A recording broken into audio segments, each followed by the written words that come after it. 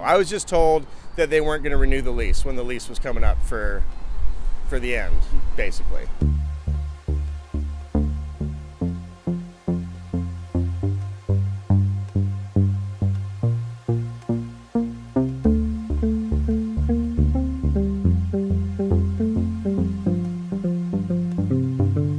It's important to have something in Vancouver that is a small downtown venue that local bands can promote shows. There's a scene, but there's just less and less of a place for it to take place.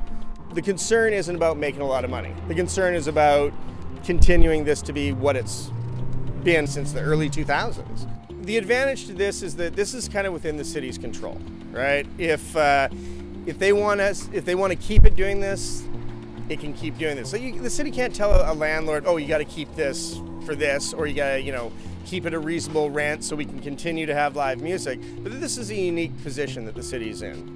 This is theirs. They can continue to facilitate live bands by allowing it to operate as it is. Well, I think there are a lot of people here doing good for the scene, a lot of promoters, and there are a lot of bands. But I think when it comes to venues, when we start shutting down venues and turning them into pay-to-play, then you're left with people who have nowhere to showcase their art. It's really hard for that creative output when you have nowhere to play. And closing another place down is just going to make it that much harder. The Media Club is a really good situation where smaller shows can happen, and we're losing venues that we can do shows at. Every year there's less and less places to go to put on shows like this, and shows like this need to happen because so many of us in the community, this is our life.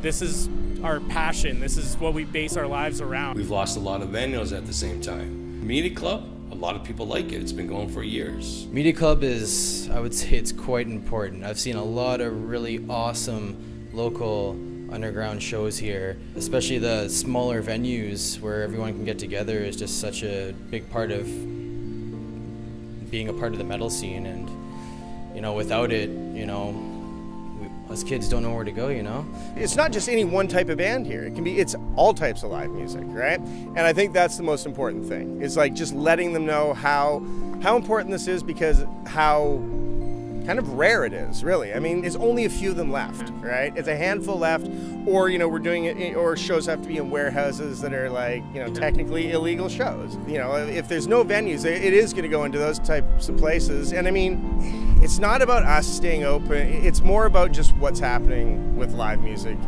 in this city. And I think the most important thing is many people that this is important to have to let them know how important it is.